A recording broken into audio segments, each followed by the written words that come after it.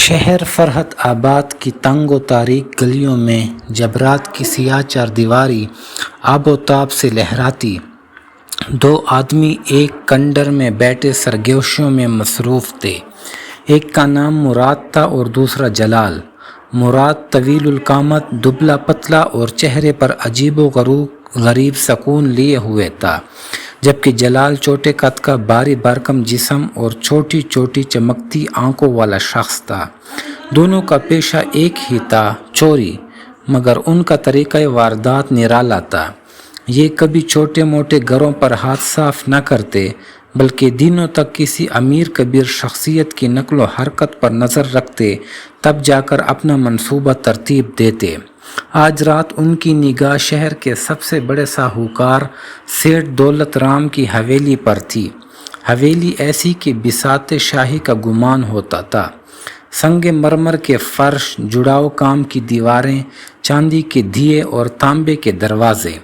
جلال نے حقہ گڑگڑاتے ہوئے کہا، مراد بھائی، سیٹھ جی آج کل اپنی بیٹی کی شادی کی تیاریوں میں مصروف ہیں۔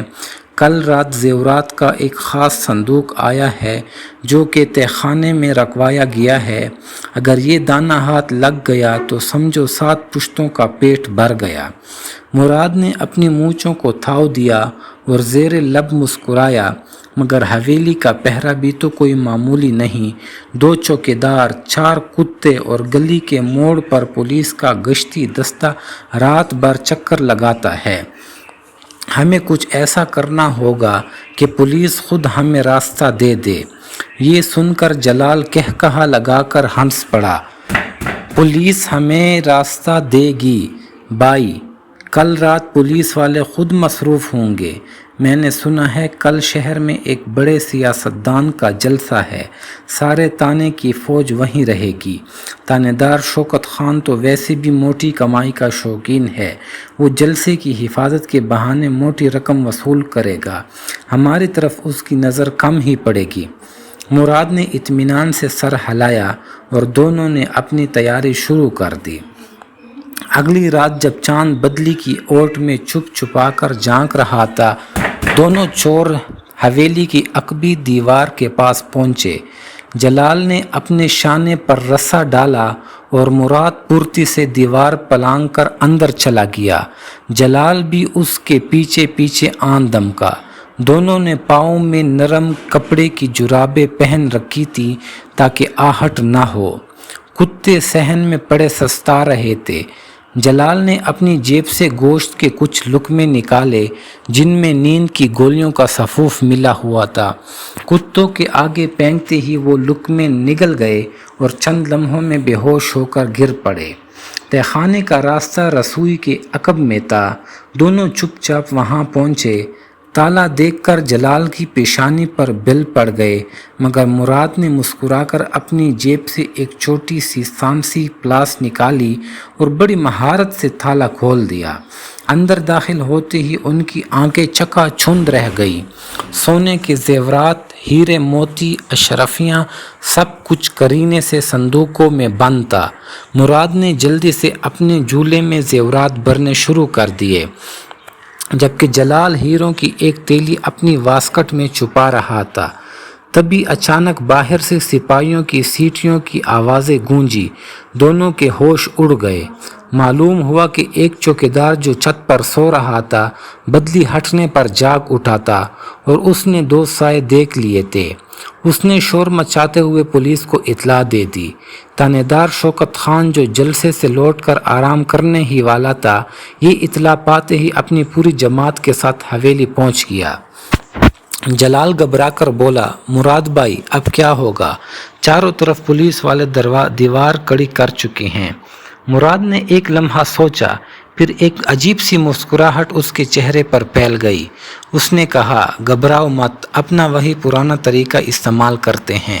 دیکھو یہاں تہہ خانے میں کپڑے کے کچھ پرانے انبار پڑے ہیں، ان کے نیچے چھپ جاؤ اور سنو، جب میں کہوں تب ہی نکلو۔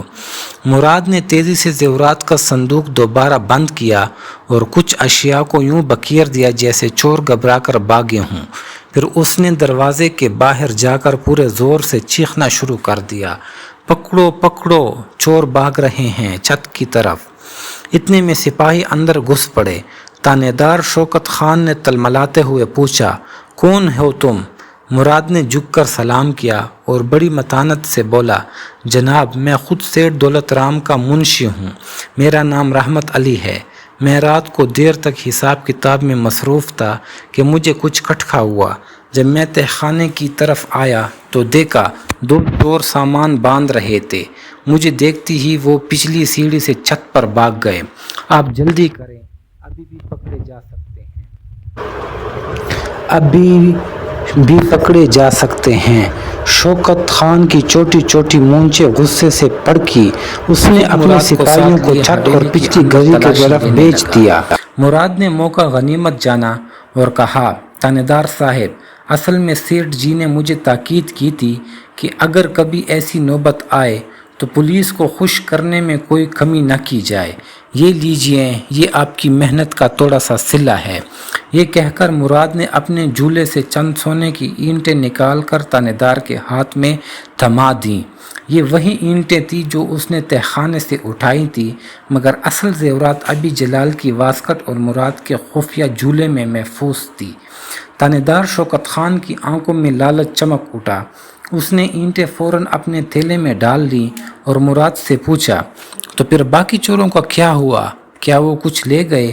مراد نے افسردہ لہجے میں کہا، جناب وہ تو بس قسمتی سے خالی ہاتھ بھاگے، مگر ہاں تہ خانے کا تالا ضرور توڑ گئے۔ سیٹھ جی صبح آئیں گے تو ان کو تسلی دینا آپ کا کام ہے، اور دیکھیے یہ رہا تہ خانے کا باقی سامان، اس میں سے جو مناسب لگے رکھ لیجئے، ہماری طرف سے کوئی شکایت نہیں ہوگی۔ یہ سن کر شوکت خان اور زیادہ نرم پڑ گیا۔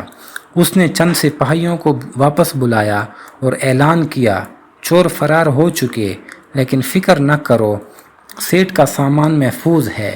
یہ منشی صاحب بڑے ہوشیار نکلے۔ ابھی یہ سب ہو رہا تھا کہ پچھلی گلی سے زوردار چیخ سنائی دی، پکڑو، چور یہاں ہے۔ دراصل جلال جو تہ خانے میں چھپا بیٹھا تھا، گھبراہٹ میں زیادہ دیر چھپ نہ سکا اور باہر نکلنے کی کوشش میں ایک سپاہی کی نظر پڑ گیا۔ مراد نے صورتحال بگڑتی دیکھی تو پھر سے چالاکی دکھائی۔ وہ تو تانے دار کے کان میں بولا، حضور یہ دوسرا چور ہے، لیکن اگر یہ پکڑا گیا تو سیٹھ جی کو معلوم ہو جائے گا کہ چوری کی کوشش ہوئی تھی، پھر آپ کو موٹی رقم ملنے کا سارا کھیل بگڑ جائے گا۔ بہتر ہے اس سے بھی فرار ہونے دیں، اور صبح سیٹھ جی کو کہہ دیجئے گا کہ سب بحفاظت ہے، اس خاموشی کا الگ سے انعام بھی آپ کو دیا جائے گا۔ تانے دار نے جو سینی کی اینٹوں کا ذائقہ چکھا تھا وہ مراد کی باتوں میں آ گیا۔ اس نے گرج کر سپاہیوں سے کہا، چھوڑ دو اسے، یہ کوئی بھولا بھٹکا راہگیر ہے، اصل چور تو پہلے ہی بھاگ چکے، جا کر دیکھو مغربی گلی میں کوئی مشکوک آدمی تو نہیں گیا۔ سپاہی حیران رہ گئے، مگر حکم کی تعمیل کی اور جلال کو جاتے ہوئے کچھ نہ کہا۔ جلال نے ادھر ادھر دیکھا اور فوراً اندھیرے میں غائب ہو گیا۔ مراد بھی تانے دار سے رخصت لے کر چپ چاپ حویلی سے نکل گیا۔ دونوں رات کی تیسری گھڑی میں اپنے پرانے کنڈر میں دوبارہ جمع ہوئے۔ جلال کی سانس پھولی ہوئی تھی، لیکن جب اس نے اپنی واسکٹ سے ہیروں کی تیلی نکالی تو خوشی سے اس کے پیر زمین پر نہیں پڑ رہے تھے۔ مراد نے بھی اپنا جھولا کھولا جس میں سونے کے زیورات کی بہتات تھی۔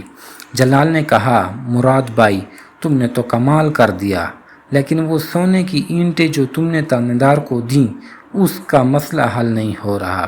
مراد ٹھنڈی سانس لے کر بولا، بے وقوف، وہ اینٹیں تھی ہی کتنی، اصل خزانہ تو ہمارے پاس ہے، اور دیکھو پولیس والے بھی خوش ہو گئے اور ہم محفوظ بھی رہے۔ سب سے بڑی بات یہ کہ اب سیٹھ جی کو تانے دار خود مطمئن کرے گا کہ کوئی چوری نہیں ہوئی، ورنہ اس کی اپنی چوری پکڑی جاتی۔ اگلی صبح تانے دار شوکت خان نے سیٹھ دولت رام کو بڑے اطمینان سے بتایا کہ رات چور آئے تھے، مگر منشی رحمت علی کی بہادری سے سارا سامان بچ گیا۔ سیٹھ جی نے منشی کا نام سن کر حیرت سے کہا، میرا منشی تو 3 دن سے بیمار ہے اور گھر پر ہے، کل رات تو وہ آیا ہی نہیں۔ یہ سنتے ہی تانے دار کا چہرہ سفید پڑ گیا۔ اس نے فوراً تہخانے کا جائزہ لیا تو پتہ چلا کہ اصل قیمتی صندوق تو خالی پڑا تھا، اور سونے کی جن اینٹوں پر وہ پھول رہا تھا وہ دراصل صندوق کے اوپر رکھی نقلی سجاوٹی اینٹیں تھیں۔ اصلی زیورات غائب تھے۔ اب شوکت خان کے غصے کی انتہا نہ تھی، اور سیٹھ جی سے جھوٹ بولنے، رشوت لینے اور چوروں کو فرار کرنے کے جرم میں پھنس چکا تھا۔ سیٹھ جی نے جب یہ سب سنا تو پہلے تو اس پر ہنسے، پھر افسوس سے کہا، چوکیدار